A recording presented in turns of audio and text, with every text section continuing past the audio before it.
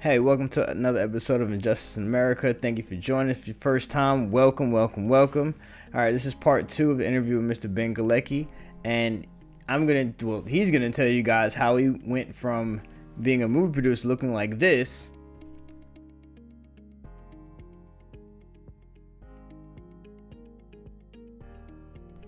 and the government made him look like this.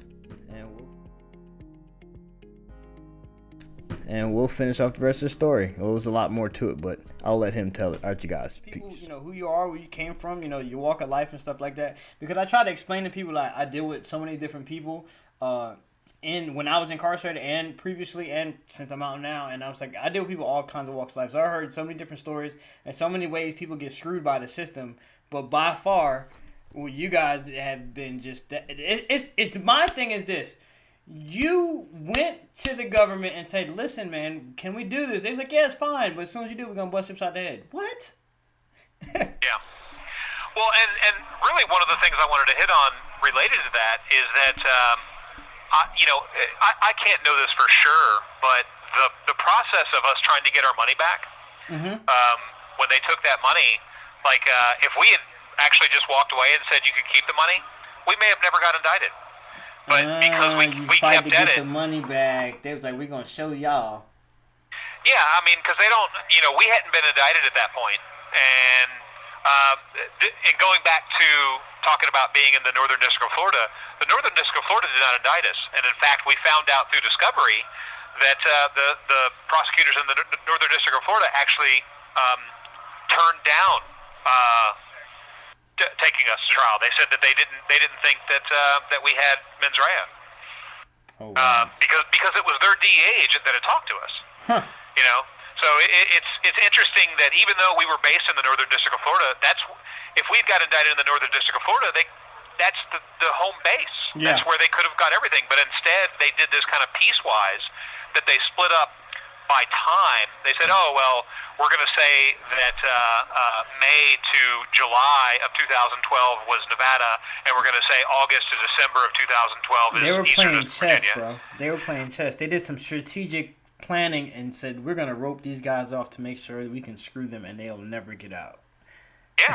Well, I'll tell you what, and this is I'm sure you hear this from lots of people, but the problem is that over the years, all of these powers have been given to the prosecutors under the name of being tough on crime. But really, what we've given them is the tools. They're tactical tools. They have nothing to do with whether somebody is guilty or innocent. They just made it easier for them to get convictions. And so they can do a lot. They have so many tools that they're allowed to do by law that they really have nothing to do with actually fighting crime. They just have to do with making their job easier. And there's a disconnect between the job that they're doing and actually fighting crime. Because there's real crime out there, but they're going after people that are for them low-hanging fruit. That it's just easier for them to get. To get a conviction, they're just trying to get more stars in their belt so they can get promotions and make more money off of screwing people's lives up. Yeah. And now I've gone to trial 3 times, so let me tell you about the third trial. And this is, the running theme of all my trials was that the jury just did not get to hear a lot of the information. This call is from a federal prison. I chose not to testify in any of the trials. That's a good, smart man, because they use it against you. Well, exactly, and that's actually what my lawyer said. Is he said, look, you can testify and you might be able to tell the jury certain things, but if you don't have anybody to corroborate it, then they can just choose not to believe you, and then you're kind of screwed on appeal. Yeah. So, that I chose not to do it because I knew that the jury was not going to be able to hear, they couldn't hear that we had offered to throw everything away. They couldn't hear any of that stuff coming from the DEA agent. And then, isn't that kind of considered withholding evidence, though? But that's part of the discovery.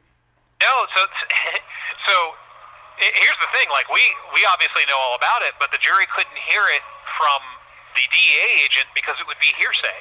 But he couldn't testify. Like, if I got up and testified to it, there would be nothing to connect it to what the DEA agent said. Hold up, time out. Hold on. I don't mean to cut you off. So hearsay. So, okay. But they use hearsay all the time when they damn convicting us. I mean, this is I've spent a lot of time kind of studying my case in the law, like ever since this happened. Of course. That is still the one ruling that I can't quite wrap my head around. Like the other stuff, I understand. We wanted to call the lawyer and the chemist that had advised us that what we were doing was legal. Well, both of them, because of the broad powers of the prosecutors to just accuse anybody of conspiracy, they were worried about getting brought in. So they said they were going to plead the fifth. So we asked for use immunity, and the government said, "Oh, well, we don't have to provide use immunity because we're not giving use immunity to any of our witnesses." What? And they tricked y'all. y'all. As it turns out, after the trial, they gave informal immunity. Now, they may have not given the actual statutory use immunity, but they gave informal immunity, which in the Ninth Circuit is the same thing. So, is that illegal? That's one of our points of appeal is that actually that the government duped our trial judge, our district judge, by saying that they didn't give anybody use immunity when in fact they gave people informal immunity, which is the same thing. Yeah, you just didn't put it on paper or something. And here to me is one of the worst things they did, and this is one of the things that let us get convicted, which is, so the government, they knew, it's no secret what the chemist told us. Like it was, he had made that statement before. The only thing that we were going to have to do is get it to make sure the chemist said that he said it to us. But they knew exactly what the chemist had said before because he had put that into a proffer elsewhere. They also knew exactly what the lawyer would say because we had a letter from the lawyer. We just needed the lawyer to authenticate it in order to put it into evidence, right? So it's no secret to the government that we had investigated to make sure that what we were doing was legal. Well, get this. So once the jury was not able to hear that we had investigated, they asked for a deliberative ignorance instruction, which basically, which I believe is what led to our conviction. The jury was able to convict us saying that we deliberately avoided learning the truth that it was in fact substantially similar in chemical structure. No, that's not what happened. That's exactly not what happened. That the prosecutors are able to do something that they know is a falsehood, but they don't care because all they're worried about is whether the jury will believe it or not. Okay, could you do me a favor? Yes. Can you break down I can't pronounce Socratic method? Socrates method? The Socratic method? Yes. Well, the Socratic method is where... This call is from a federal prison. It's not that. The Socratic method is basically where you continue to question something, and particularly the assumptions of why you believe something until you get down to a basic belief. And pretty much they use that same method to kind of trick the jury into manipulating their mind, and it's a psychological tactic that the law or the people of the court use to trick us all the way around and they trick the jury, they trick the defendants, they trick everybody. I think the term you're looking for is sophistry. That's actually what it is. It's sophistry, which is they're making it look like it's a reasonable argument, but it's not. And it's amazing to me that and let me tell you the other thing about the Analog Act. I used to be a person that thought that laws were pretty black and white. Yeah. That you could read a law and you could understand it. And now I know different. Until they get you. I was just saying, I was like, people don't care until they're in that situation. They're like, holy shit, this is real. And then you're like, help me. I'd be like, man, fuck you. We don't care about you, bro. Like, we're gone. That's really one of the things that I hope, if we're able to win our appeal and we get out of here soonish. Yeah. One of the other things that I was doing is, I've made movies. Yeah. And that's really what I want to go back to doing. And now I've got a mission. My mission in life is to really inform people of what's going on. That's what I've been trying to do. But see, I'm one of the crazy because I got a record. So people look at me, oh, he's just crazy. He didn't want to man up to what he did. No, they do all kind of BS that when we do tell it, it just sounds like a movie. It sounds like it's made up. I'm like, no, this really, really, really happened. Just like this. What they're saying and what's on paper is not what took place in that courtroom and on the streets or wherever the case may be. They lied, they manipulate everything. They have control over all the information. So they can manipulate it in any way they see fit. Yeah, well, you hit it exactly on the head, which is it's information control. They have control of the information, and as long as they have complete control of the information, they can spin it any way they want. It's crazy. So you sitting there, you know what I mean? And then, like, for guys like us, we sit down and say, okay, we're trying to get our freedom. Okay, whatever it did, because you didn't kill anybody. Did you kill anybody? No, I did not. Did you rob any banks? I did not. Did you blow up anything? I did not. Did you touch any kids on their private parts? I did not. All right, then. So what the hell? 30, 40, 50, 100 years? Dude, what? No. Yeah. No. And just so you're aware, after the third trial, the government asked for a life sentence. Wow. Like that's because they wanted to increase their. We took them to trial 3 times. Every time they're trying to punish us worse. They're trying to the make trial that penalty. Now I have to say this: our district judge in Nevada, at the very least, he wasn't buying it. During sentencing, he said, he was uncomfortable with the mandatory minimum because the way that they had charged us required a 20-year mandatory minimum. But he said it was ridiculous to ask for life. You only give people life if they can't be in society anymore. Yeah. He said, I think these defendants will be a productive member of society the moment they're released from prison. No shit. So yeah, we're under the 20-year sentence now because they charged us with continuing criminal enterprise. And the only reason they charged us with that was in retaliation for going to trial the first time. Wait. They hit you with CCI? Yeah, CCE, yeah. CCI. What the? Oh my God. Okay, most of the time, I'm just explaining to the viewers. Most of the time when you get hit with continuing criminal enterprise is when you're like in jail and you're still like running stuff from back there and you're like still making moves and stuff like that. No, it's when it's actually pretty easy for them to do. All they need to do is have a series of 3 narcotics violations that you supervise 5 or more people to commit those, and that you made a lot of money doing it. Wow. But it carries a mandatory minimum of 20 years. Wow. See, the only people that I've known personally that have been charged with that has been people that's already been incarcerated and they was still having illegal activity going on outside. Well, they can do that then, but El Chapo, he got convicted of CCE. That's the type of people that a continuing criminal enterprise was originally meant for. Yeah. Big drug lords and stuff like that. Not people who are law-abiding citizens of America and just got wrapped up in a bad situation where the government wanted your money when they got it all anyway. It's crazy. Yeah, I'll tell you what they didn't get, the lawyers did. Wow. And a lot of times they be with them. It's just like, to me, honestly, dude, it's like being in a play when you're in a courtroom. I swear, it's like they rehearsed all this. It's all acted out. Everybody's just, this is a bunch of B, man.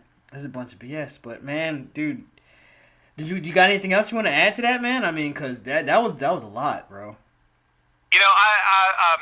I'm sure there's plenty of little things there, but I'm going to leave it at that. We're sitting at about a minute and a half left, so I'll wrap it up. Okay, you still haven't really introduced yourself. Well, I mean, what's to say? I'm 47. I'm married. My wife has stood by me this whole time. She believes in me. She knows everything that happened. Awesome. And she knows that I'm not supposed to be in prison. Yeah, man. And at the end of the day, it's that kind of stuff that kind of keeps me going. Because they break you down. They really break you down. What? When you're in prison, you can't help but just feel like things are horrible, and sometimes you forget. Oh yeah, I'm actually not supposed to be here. Yeah. They get you, making you think. Yeah, you are guilty. You're bad. You stay here. Yeah. So right now, my release date is set for 2033, but I'm hoping that I'll get good news from the direct appeal and get out of here much quicker than that. Man, I'm gonna pray for you, man, for real, cause that's not cool, bro. That's not. All right, I appreciate it, and I really appreciate what you guys are doing out there, getting the word out, and just making people aware. That's what we got to do. We got to make them aware. Yeah, man. Cause I mean, we got to help each other, cause they're damn sure not helping us. Yeah, and I'll tell you what, man. I work in the law library, and I'm helping a lot of people with their cases just here and there and stuff like that, and I'm just flabbergasted. Yeah. Really, now that you see. Some of the dirty tricks that the government does to put people here. Mm-hmm.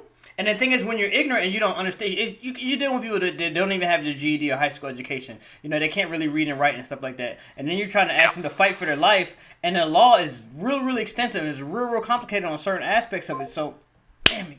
So you're trying to figure out. He cut off. 15 minutes is done. Damn. I'm gonna get him back on another time. But you're trying to fight your case. You going with this lawyer that you can look them in the face and tell they're lying. But what choice do you got? You got to do something. You got to make this choice that they're gonna give you X amount of time, and when it's fed, it's like pretty much 10 years or better. Anything like if you get 10 years or less, you're good. That's like you're all right. That's called like I don't want to say a drunk bid. Like actually, probably like 5 years or less is like a drunk bid in the feds. Because anytime you go to the feds, they're gonna give you 10 or better. I got 10, and I was like, I probably shouldn't say this, but I'm gonna be real. When I got sentenced, I was singing, "I'm a little teacup, short and spout. Here is my handle." Here, I went back to kindergarten, bro. That's how bad they hit me upside the head, and I was just devastated. I was like, man, 10 years. Like, man, how am I gonna do this? I don't know how I'm gonna do this. I have to. I have no choice. But my God, and then you get in there, and you're around a bunch of people, like I said, from all walks of life, and you just see and hear so much craziness, and see how they not only just from getting screwed from the system, but once you're incarcerated, you're treated like an animal. You lose your humanity. You're around people who have given up, and some of them have lost their humanity. And seeing this is a very traumatic experience. And in going through all this, and like I got a different perspective on life and how things are going. The laws and the way society is just insane. This is my opinion now. This is just insane. And people are starting to wake up. People are starting to really see what's really taking place. And now thanks to social media and the technology and the internet, we've been able to give you this information. Like, here, look, see. And it's a shame that the majority of people just ignore it. But it could be you. You could be next. You never. It's like rolling the dice. You might be going to the grocery store one day, next day, yeah. You know, you can be picking up a kid from school, get stopped. Next you know, you're getting tased. And yeah. And then it gets covered up. And you go to jail. You probably sprinkle some crack on you. Throw a damn gangbanging flag in the car. It's not funny, but it's just how crazy the scenarios are. And they be getting away with everything. This got to stop. This has got to stop. It's getting, just no. But anyway, I'm signing off for now. Oh, matter of fact, before I do, even some Supreme Court, I got some devastating news. So the Supreme Court ruled that if you can prove you're innocent in a crime that you've been accused of in the court of law, you pretty much, it doesn't matter if your attorney messed up and didn't show, like, you know, this evidence that could prove your innocence. You're just hit. You're just gonna have to sit there. Or if you're on death row, you're just gonna have to die. They're like, we don't care. So the next, when you just like blowing it off and stuff like that, it could be you in this messed up situation. Think about that for a second. With that, I'm signing off. I got plenty more guests coming. Brother Reginald Woods, of course, he's going to be coming back on the show again. And Richard View, Chris Hunter, Edwin Rubiz. Trying to get Burton Ritchie on too. Man, we're just trying. I'm going to just say that. And I'm going to sign off, man. We're trying something. Because we're tired. And these my brothers, they can't. They're in a box. And they don't need to be. They could be out here helping you guys. But you put them in a box.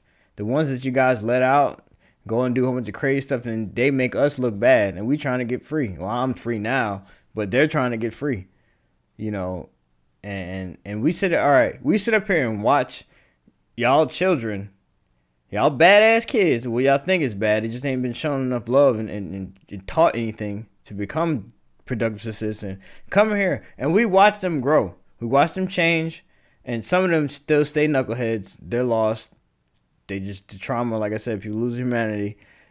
But a lot of them we shape and say, hey, look, man, we got to go out. And us as inmates, the ones you threw away, we sit back like counselors and have discussions about the stupid stuff y'all are doing out there.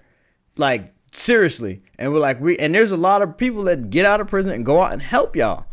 You know, unsung heroes that have shifted and made big changes. If y'all let more of these guys out, all these problems y'all got will go away. These kids killing each other and stuff like that. And all these little girls running around here like little thoughts. Man, come on, man. No. You know. So, with that, I'm sorry. I'm getting in my feelings or whatever. But, you guys, man, stay tuned. I'm bringing you guys some more good information and stuff like that. I got a lot going on. And I love you guys, man. Thanks for my subscribers, supporters, all that good stuff. Love you. Peace. I'm out.